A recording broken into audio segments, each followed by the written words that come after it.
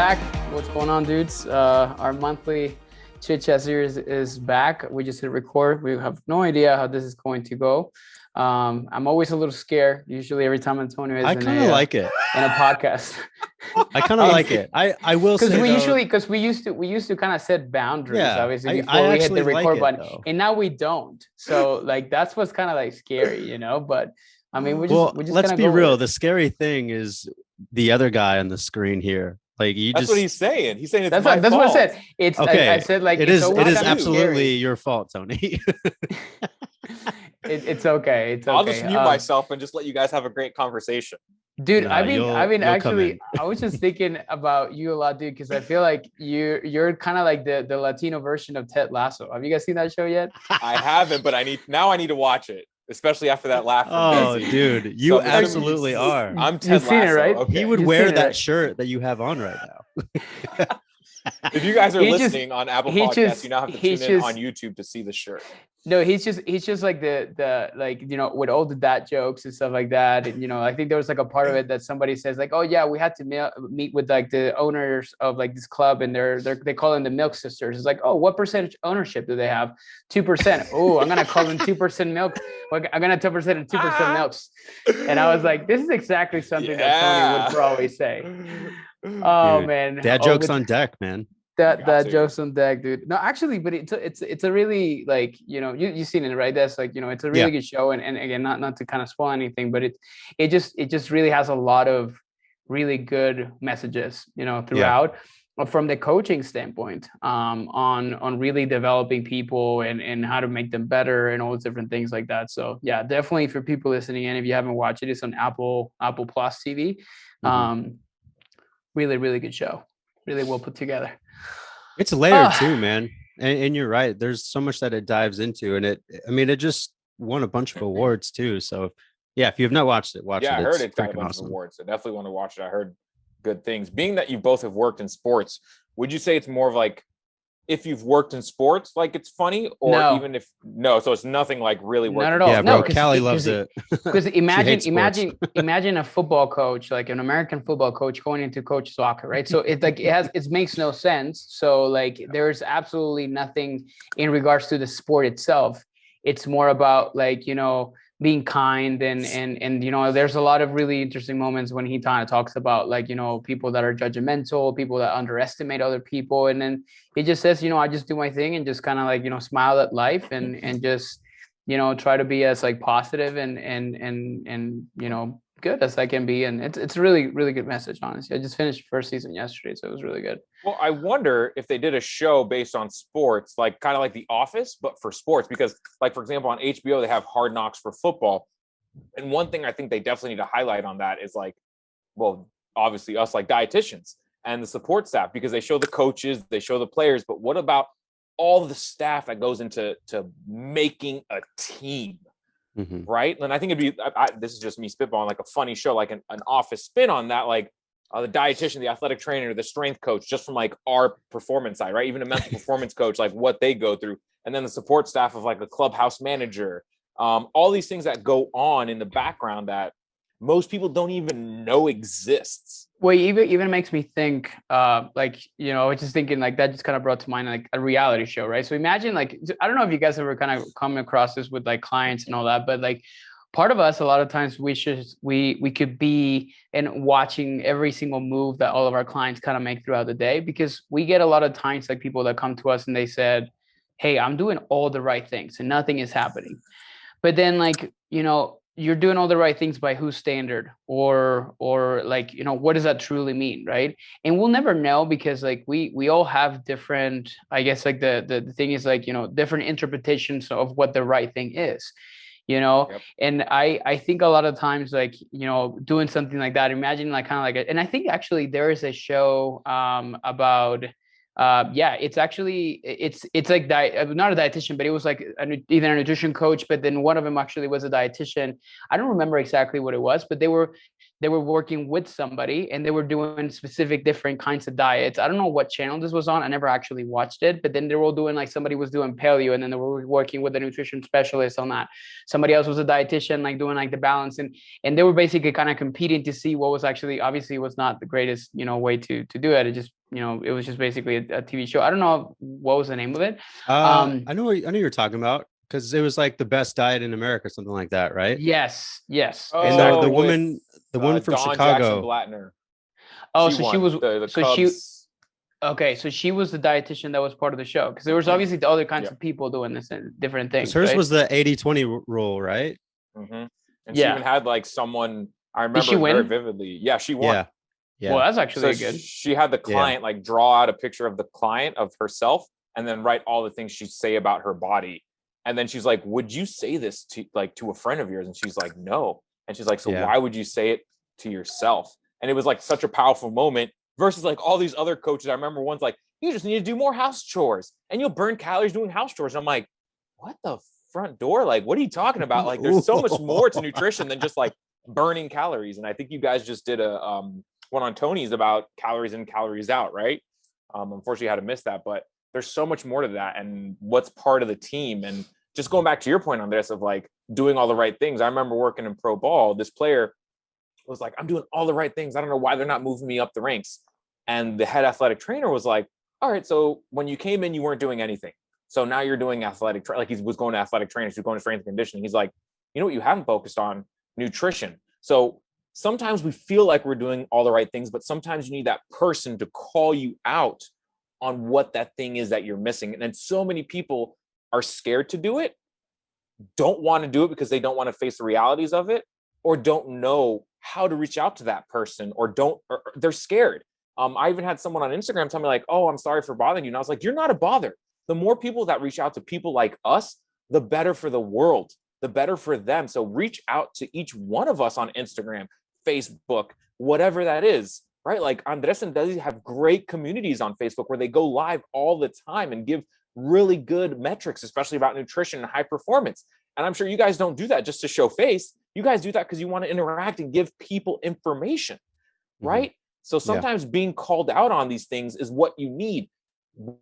Scared or you don't know, even though you feel like you're doing the right things, I can promise you there's something that you're missing and you need that outsider perspective. So luckily enough, in the organization I was with, that athletic trainer said to the baseball player, hey, you know what? You've done everything besides nutrition. So why don't you give nutrition a chance? Yeah, it's a powerful thing. And again, I think it all depends like from the small details and to the person. But literally, I was just like, hey, I wish I could really, because like obviously we get frustrated with people that are not seeing exactly the changes that they're wishing to see, right? And we were like, oh man, I really wish I could be with this person like 24 hours a day, or just like following them around for like a week so I can better understand exactly what's happening. Because again, like people either are fearful to share or overshare, or people are too fearful to, or they just don't know, right? So I I was actually having a conversation with a client the other day. It's like, hey, dude, like you need to really focus. And a lot of times we eat a lot more than what we think, right? And he's like, well, what do you mean? It's like, well, I call it like bites, licks, and tastes. And he's like, dude, you need to actually come up with a shirt that is called BLTs, right? And I was like, that's what you should be, my branding manager. But yeah, that sounds like a strip club. Bites, licks, and tastes. Come on down. We have the best buffet at lunch. And this is the kind of things that this is what we were talking about. This is exactly what we're talking about. This is the only one person in this conversation that would say this sounds like a strip club. I didn't even think about it that way. Taste. Come on down to the lunch buffet. Well, I was about to say that I would wear that shirt, but now it's been sullied. I don't want to wear it.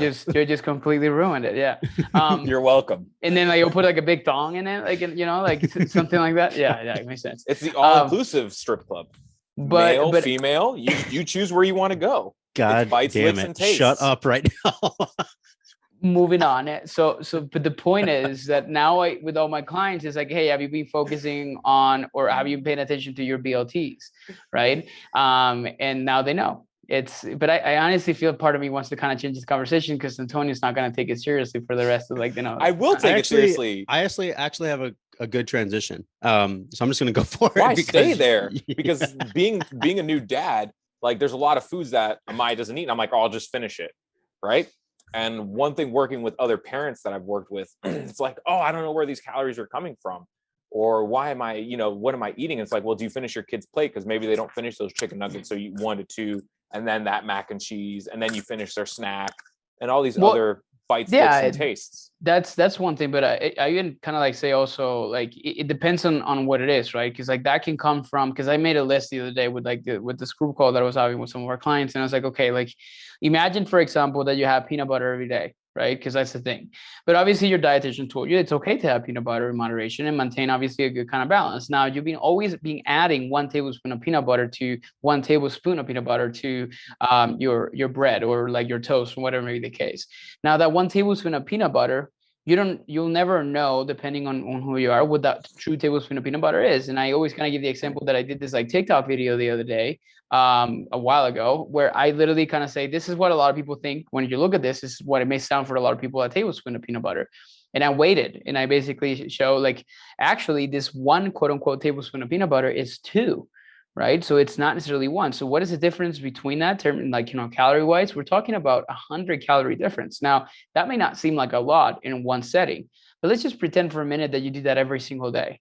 Right. So now that's just this one single instance of that one specific food that you have, like that you've been kind of like inaccurately thinking that what you're consuming is this much, now turns into 700 calories extra per week in this one single thing. That's just one.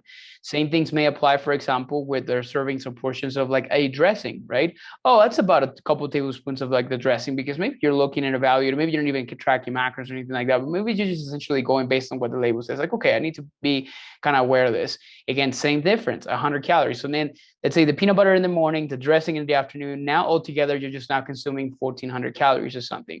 Other times is people not understanding exactly what a nutrition label really means, right? And they will look at the label and they say, okay, this has like 200 calories, and they have the whole bag. When in reality, like, because there's this obviously big misconceptions, the nutrition label typically shows 1 serving, and then at the very top, it will show you how many servings is in the bag. This happens a lot with chips, right? And many of us, a lot of times, and it was like us, because I've found myself in the same situation where we kind of find ourselves at the very end of the bag because we're just busy, or we're just kind of grabbing things directly from there.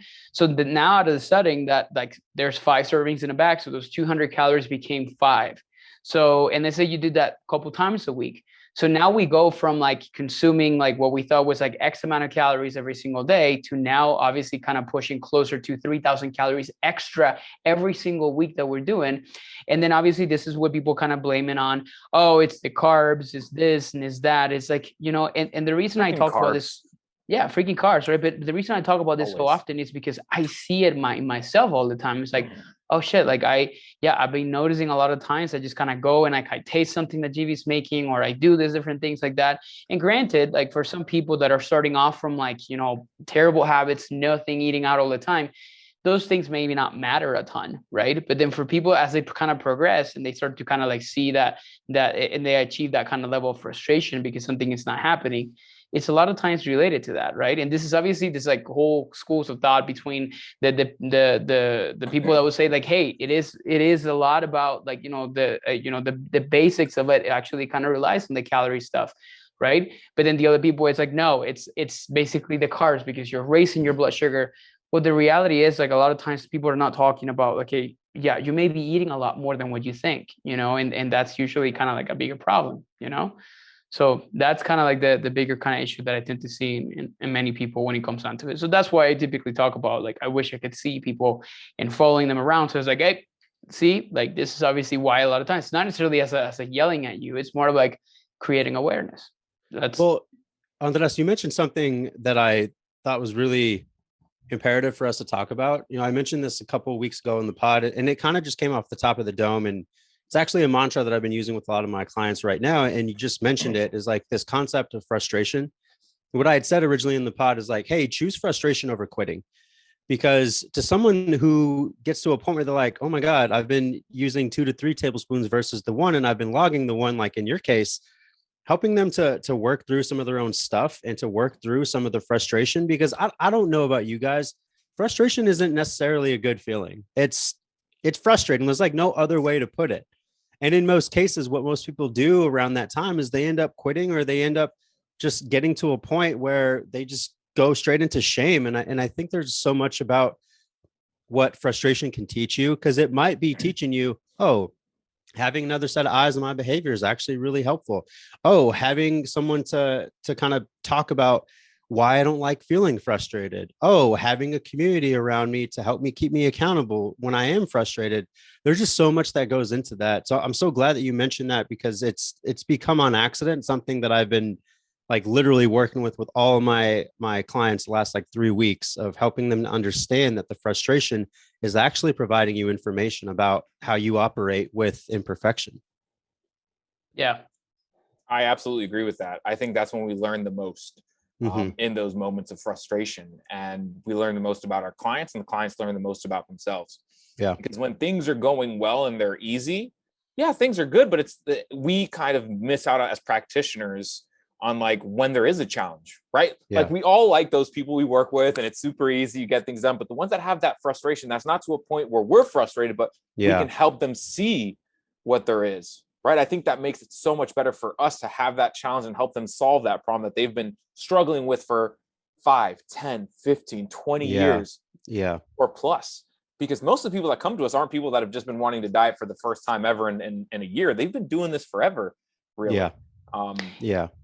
And I think it's also the whole comparison thing that is like a big problem, because like everybody's being raised under different kinds of like standards and you know, they all like have different habits. Even within bad habits, they still like manage themselves differently. So for example, and they all have different personalities. And this is obviously what the problem typically comes when you have obviously clients that are absolutely crushing it.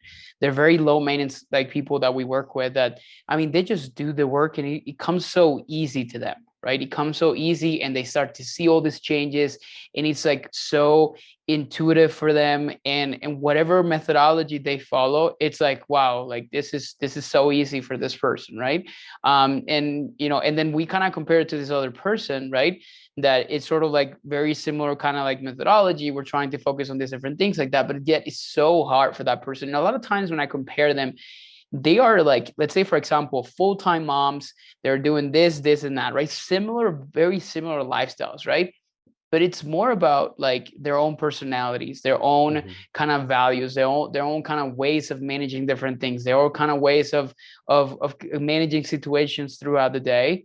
And I think that is like the bigger kind of problem that exists, and why a lot of times like people say it's like, oh, this just didn't work for me, or oh, this just, well, it's just simply maybe the way that you manage or handle this kind of situation. Or the people that would say, well, this worked for her, this worked for me, there's probably something wrong with me, right? And there's nothing wrong with you. It's like, it's just simply the fact that, you know, for example, I have like a client that has, you know, I work with a lot of women that a lot of times come to us with hormone issues and including PCOS, right? And some of them I have worked with, and then they're like, they think that they're doomed, right? And because they're doomed, a lot of times they have built so many different, like, you know, bad habits throughout their lifestyles, right? That, like, you know, there are people that maybe they've been overweight their whole entire life, right? And then they just simply say, like, when they were diagnosed with PCOS, they're like, oh, whatever, but they're still frustrated and they come to us for help. But then, you know, and because of that doomness that they feel, like a lot of times maybe the way that they carry themselves throughout this process is not the same as others. So for example, I have a postpartum women I'm working with, PCOS history, all these different things like that. But when I know her personally because she's a really close friend of ours in Orlando. You know, she's a woman that is extremely, you know, like, you know, regimented with her lifestyle. She has like 2 kids. She's like running around all day long. She doesn't work, and then she works out obviously on a schedule. She's very, I even see her being so, like, you know, regimented with her food and all those different things like that. So I see her and I say, you know what, like a lot of times like people choose to kind of find a scapegoat for the issues, and they typically tend to blame it on that for them, and use that as an excuse not to take, you know, massive action and change their lifestyle and their habits in a way that can support their goals, right? Because other people are doing it, but then maybe perhaps like the way that you've been wired, the way that you've been raised, like it's definitely making it a lot harder for you in that process. That's what I typically tend to see. And this is usually where that comparison kind of issues typically come along. And this is why I mean, if obviously everybody was like doing exactly the way, you know, all of our successful people typically do it, I mean, we would have like this insane amount of people obviously kind of accomplishing crazy things. There's a percentage of people that don't. because there's only so much that we can do, for people that we're helping. And there's only, most of the work for people listening into this podcast right now needs to come from you, and the conviction that you can change and you can do something different. I mean, how many of you guys have worked with somebody that did terrible, like because they was not doing the work, and then maybe you talk to them a year later and they accomplish these incredible things? And when I ask him what changed, it's like, I just think I wasn't really prioritizing things in that moment. I realized, honestly, it wasn't really that important to me at that moment, or perhaps it's like basically the wrong expectations about this process, and thinking like I thought everything was just going to be done for you type of thing. No, unfortunately, this is not what this process is about. If it was done for you and I could just kind of hit a button and then tell you, here's this formula, right? Like, do this plus this plus this, and then this is obviously going to be equal this. I mean, that would be, pretty simple. And I guess all these people that follow all these like diets and stuff like that would be pretty successful long term, but that's not the case, is it? Yeah. Let me ask you a question, because this kind of came up, and this, Andres, will play off of a little bit what you're talking about with your clients with PCOS and other medical things. Have either of you ever experienced like any sort of medical trauma? I haven't. Like what? Anything serious. Like a broken bone? I mean, I would say beyond that, like wow, thanks for just putting my trauma down, That was not my intention. I apologize. Yeah. It's kind of serious, Dezi. So the reason why I bring this up is because I personally haven't had any like thing crazy serious from a medical standpoint. Knock on wood. Knock on wood. After talking with a lot of my clients, there's a couple of them that have just had medical ailments like a lot of their life. And I had said, I was like, listen, from the standpoint of putting myself in your shoes, I'm not sure that I can do that. But to me, it makes perfect sense that this is the identity that has been created for you, and one that you've taken on. And because of that, and it kind of plays on what you're saying, like what we're trying to teach a lot of people to do is to create a new identity. So instead of looking at the things or the action items that they're setting up each week, it's setting themselves up towards an identity of, I am a person who goes on frequent walks because it's better for my mental health. Or I am a person who really enjoys moving my body 3 times a week. Those identity-based habits are going to mean more, because in the same way, when we have people come in who have PCOS or have other medical ailments that pretty much their doctors or medical professionals, in most cases, have said, this is going to have to go the medication route. Like we're going to have to, this is our intervention. And I think that part is important too, because what you create as an identity for yourself really matters from the standpoint of what success is to you. Now, going on that, the identity we create for ourselves, how much is put onto us, not only from society or social media, but even our own medical professionals. And why do I say that? Because as you both know, my mom's gone through breast cancer treatment. Mm-hmm. She got an ultrasound last week and they found something on her liver. So we're going in today, and the assumption that it's going to be fatty liver. And one of the things I told my mom is like, that's something like, as a dietitian, that's in my realm. I'm not an expert in it, so I'm not even going to say that, but I know that things like diet and exercise will absolutely help. My mother's past diet history, because I lived with her my whole life, right? Yeah. Knowing she doesn't really exercise, and those are things that can really help her with that fatty liver. I'm excited to go see what the gastro says today, because how much do we want to bet I'm going to hear something such as fasting or keto or something or other that's this magical. Are you going to flex potion. When you get there? Or are you just going to be the sun? I'm going to let him or her. You're just going to let him go? Right? Him or her go. I would do the same. And I would just sit back. As they finish, I'm going to be like, you know what? You probably shouldn't be giving out medical advice, because those things you're saying don't have true validity to it. Hopefully this person, him or her, doesn't try to do that and tries to refer my mother to a dietitian. But I bet, as they say, my left nut, this person will not. It's one of those things like, so this person has that identity of PCOS. This person that has this identity with the medical thing. When will the medical profession start to recognize and respect our role in some of these things and learn, because bedside manner, right? That's not something we were taught, and we all had to go through internships, right? When is that going to become a priority? I think, when we look at, there's a question I ask for a lot of people that come into a program when I typically, say like, what is the 2.0 version of yourself? What does that person look like? Or I said in other words, like like, that. what does, the renewed, bettered, like improved version of yourself look like? Describe that person to me. And I think obviously a lot of times, like, they will not say something like, well, I'm following a fasting program. So it's never actually come to that, right? So I don't think identity is based on things that were recommended on how we should kind of like manage our nutrition and all, but more like, a feeling, right? And then a lot of times that people would say something like, I'm a person that has very good habits. I'm a person that knows what to eat. I'm a person that doesn't feel guilty about eating certain foods. I'm a person that has a pretty good workout and exercise routine. I'm a person that feels good, right? So all these different things, that's what I think builds the renewed 2.0 identity version of ourselves. And I think for people listening in, if there's anything they're taking away from this, is asking yourself, what do I want that person to look like? There is a coach, a mentor that I'm currently working with that, or like he had like a mastermind, like, kind of like day or so. And he brought somebody in that talk about, designing your perfect day. Right. And there's like a YouTube video I haven't actually had a chance to watch. It's like an hour and a half. But, a lot of times that we work so hard to become somebody that we don't really know exactly what that person is going to feel like and to be like, right? So whether it's money or weight or maybe whatever may be the case, but we never actually start to think about what is our life is going to look like, when we accomplish that. And that's obviously something that is more impactful, and that actually feel like it's what kind of creates your identity. So for me, what does a perfect date look like?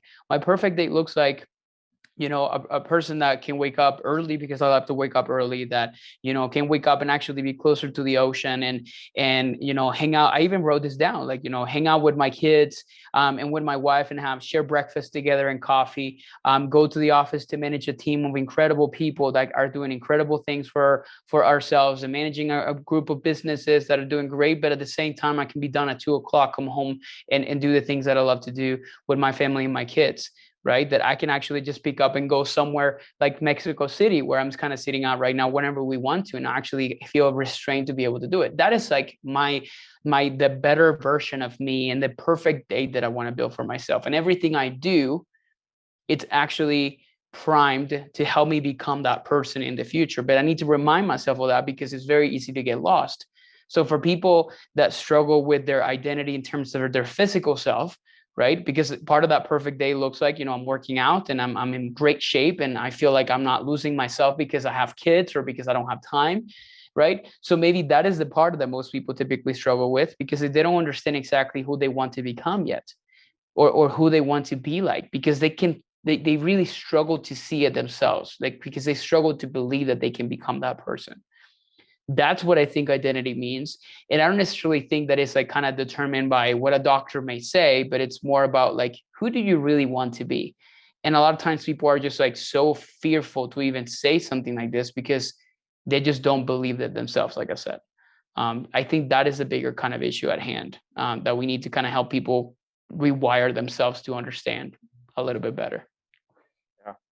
Yeah, because you'd be hard pressed to find someone who actually runs through that exercise effectively and still comes out like, I'm X amount of pounds down. Like, that's not usually how people operate. And that's really a lot of our role too, to help them understand that, just how they, going back to frustration, how they operate with frustration. Like, what do you want to see? Andres, I love that exercise too, because I do that a lot with myself and others. Like, what does your perfect day look like? And oftentimes none of it has ever been, well, I'm X amount of pounds down, or whatever that is. It Or I'm goes following back this to diet. yeah. So I think that for the listeners out there, if you're not doing that exercise for yourself, you absolutely should take some time, journal, whatever, vlog, I don't care, because it's pretty influential in creating a new identity for yourself. I agree.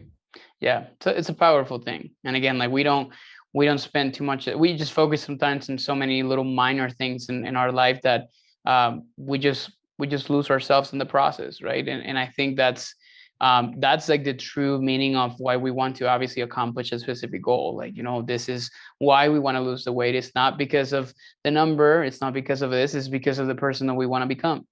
right? And that's, and we feel that that number pursuit is going to allow us to be that person. And again, that's another kind of big problem, because we then just focus on the number as a result of it. That's obviously what, the same thing with money, right? We think that we accomplish this revenue goal, or we make this amount of money, that is going to give us and going to solve all of our problems. No, like, the more money, more problems, right? So I was about to say, as Biggie says. yeah, so like it's always going to be, there's going to be something. I mean, I told this to your client the other day. It's like, if you take the mentality of like weight loss, that's kind of like money, right? Imagine all like the actors and actresses that like typically kind of achieve states of depression when they have everything, and people look at them and like, what do you complain so much about? You have all the money in the world, you have all the fame in the world, you have everything at your disposal. You can literally go to freaking, the Himalayas and pay somebody to kind of take you up there, and you could do all that. And I wish I could do it, but then yet these are people so deeply, kind of like, struggling with depression and all different things like that. I mean, like the rates of suicide in actors and actresses is insane, right? Because they never took a time to understand exactly what they want the life to be like. But then when you see the successful actors, actresses, famous people, like for example, it's a complete different ball game, right? Because they know exactly what they wanted. You look at, I really, look up to a lot to people like, for example, like Dwayne Johnson, extremely successful guy, right? But he's a person that, at least from what he seems he's like a genuine guy that knows exactly his why, right? Like why he actually does all the things that he actually does. And I think it's a complete different like 180 approach, right? So I think for us, for us, not only as dietitians but also as humans, and for people listening here to this conversation, it's important for you to understand exactly who you want to become and why that is important to you. Because 100%. once you get to that process and that identity that you're trying to kind of build for yourself, then the process becomes more easier. Not easier, it becomes more enjoyable as you kind of go through it, because this is who I'm trying to work towards becoming. Not a number on the scale, not a body fat percentage goal, none of the different things like that, because those things won't matter. Like you won't remember like the weight that you accomplished and so forth and whatever, more so than actually what it was, what it looked like for you, what your life looked like at that point. Yeah. Because I mean, there's always going to be things in life that are going to throw us for a loop. And the foundation that you build for yourself is the thing that's going to keep you progressing, and the thing that's going to keep you in a healthy state of mind, body, and spirit. I mean, that's what all of this is. And when you build out your perfect day, you're creating a foundation and understanding where the holes are and where you need help. And that's okay. I know personally, going through things in life that have been extremely difficult, that the foundation that I created at the time either made that time worse, or it was really uplifting and be like, all right, cool. I have skills, I have resources. Let me go ahead and navigate that, because I'm a little effed up right now. So I think that the foundation piece is such a huge one as well. Yep. That's huge, man. Cool. Well, we don't have a whole lot of time today, guys, but I guess like I wanted to spend the last few minutes actually talking about, because I think we haven't talked about this, like what you have going on right now in your lives in terms of like what you're doing in terms of nutrition for your clients, what are you offering nowadays? Because I think a lot of times, like, we talk, we shoot the shit here a lot, but then we don't ever talk about, we talk about being dietitians, but we don't actually talk about, we actually do something for people. We do have a program. We do have something that we're kind of offering. So what's going on right now in your lives? That's like, what you up to? Man, I've been having a really fun time with, and I was talking about foundation earlier, and that's one of the things that I've been trying to create a whole new foundation identity for myself, because I personally have gone through that exercise of like, what's my perfect day? And I'm really enjoying podcasting right now. For those who are avid podcast listeners, please head on over. Can't Believe I Made It podcast. It's one of the things that I'm really, really enjoying. And with a lot of my clients right now too, it has stepped into a whole lot more of emotional agility training through life coaching. I mean, there's always going to be a nutrition aspect to anything that I'm working with someone, because I deeply believe in the power of food. But like a lot of the clients that I have now that I'm really enjoying working with are are people that want to take really big leaps in their life. And whether that's imposter syndrome or self-doubt, or they don't know how to do it, we're basing their habits around helping them to create some confidence in taking big chances on themselves. So I have some clients who are producers right now, some clients who they themselves are podcasters that are just looking to navigate a better foundation. And part of that work was actually Andres, like, hey, like, what does your perfect day look like? Now let's start to reverse engineer back and create that for yourself, all while making sure that we're teaching you how to be emotionally agile through this process. Because for anyone out there who's ever experienced imposter syndrome, I know that everyone has. It's hard. It's hard work. So, my business has transformed over this past year, and it's been scary to step out of dietetics and kind of look at life programming, if you will. And man, I feel in so much damn alignment with it. It's been fun, bro. It's been What fun. is emotional agility? Because that, to me, I hear agility, I think of like speed training, not emotions, to be honest. Yeah, that's what I sadness, depression, BLTs, bites, lick, taste. Sorry. Well, in the same way that, like, from a performance perspective, right, we teach agility and we teach functional training. It's kind of the same thing on the emotional side. Like, all right, cool. You have a really uncomfortable emotion. How can you sit with it? What are your next best steps?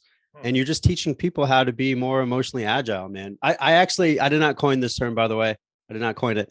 But I saw it and I was like, oh my God, like, that's exactly, from a performance perspective, as a performance dietitian, it was like, this works for me. So yeah, man, that's all the high performance mentoring, dude. That's good. That's exciting, man. Yeah. Tony, what you up to? No emotional agility. I feel like I wish I would have gone last now. Just a bunch of BLTs. Bites, licks, and tastes. Bears, beats, Battlestar Galactica. You'd have to watch The Office. Andres, right. You would actually know where that's from if you watch The Office. By the way, I would watch a show of dietitians and The Office. So executive producer right now, I called it. Let's do it. So right now I'm actually not taking on any more clients. I've hired on a new dietitian. Her name is Angie, and she's been working with a lot of the clients we've been hiring on. So when I say I'm not working with them, I'm not doing one-on-ones. Angie will be doing one-on-ones with them. I'm so happy to bring her on to our team. And one of the questions I've had asked is, what is her superpower? And her superpower is really good rapport building and listening to our clients and what their needs are to help them build these habits they need for things that they've been frustrated with for so long. So a lot of things that the program teaches them is about how they can finally be lean for life. So what does that mean? People who are looking to increase muscle mass, decrease body fat, all through performance nutrition without having to worry about counting calories or use stupid supplements that don't work. Because so many people that have started to work with me, they're like, all right, I worked with this personal trainer. He gave me this keto diet to follow and a list of 20 supplements to take. And I'm just like, why do you need to take all these supplements and why do you do this diet? And anytime someone asks me about keto, I'm like, go talk to my buddy Andres. He's the guy. But the program we're offering right now is to work with Angie one-on-one. And then you also get group calls that I'm part of. And you also get daily check-ins for myself and Angie. So we keep you accountable to what your goals are. But it is one-on-one coaching with Angie, where I still have my hand in the fire, as they say. But right now I'm capped with clients. So it's a blessing. That's what I was going to say. Are you kind of creating your best day right there, where you can be there for a mile and I love that shit. Her birthday's tomorrow, 1 year old. So that's also what's up in life. Damn. I can't believe it's been 1 year. Dude. It's been a year. That's a milestone, amazing. Dude. Yes. Huge milestone. Is she closer to walking? When do kids typically walk? Yeah. Between, I think, like 1 and 1.5, I think. Well, okay. So you're kind of working on that. I love it. Working on it. Yeah. No agility workouts though. Hey, in due time, you got a person. Andres, what about you, man? Yeah. We only have a couple minutes. No, dude, I just quit everything and now I'm just kind of living here the life in Mexico. I'm just kidding. Cool. Let us know when we can come visit. Yeah, man. Invite me. No, we're just kind of like full going with our nutrition makeover method program. So we're actually not capped with clients, but we're still taking some people, but we're in the process of bringing in another dietitian hopefully soon that can kind of help with the load, because I'm kind of in the process of transitioning more into to what Tony's kind of going through right now, to kind of ease the load, still kind of keep my hands in the fire, but then let other people be helped by others that are, as equally good as me. As I usually tell people, I'm not a unicorn, and I want to make sure that people get served by the right person, so I can build that perfect lifestyle that I have. But our program basically is open for enrollment. It's just an evergreen program. It's 4 months, and again, we build a lot of that emotional agility through mindset shifting, through improving people's lifestyle by lifestyle revamping, getting we call it nutrition mastery, and then obviously movement with intention. So, which is basically the core kind of parts of our program that we're helping our clients kind of build.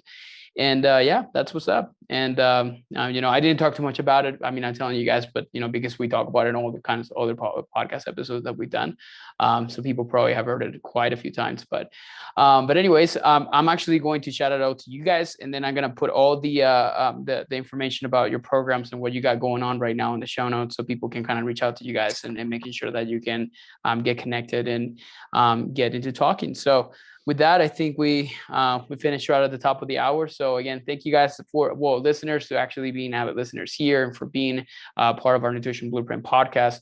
I don't even check our how many people download it. Honestly, I don't even care. I just care much about more like providing kind of really helpful value for people, and that they can actually enjoy it on a weekly basis. So and to you guys, a shit ton. Yeah. Hopefully, who knows? Yeah, but and to you guys, thank you for being here today in another episode of Nutrition Blueprint Podcast Chit Chat series. We'll see you guys in the next one, and make it a great week.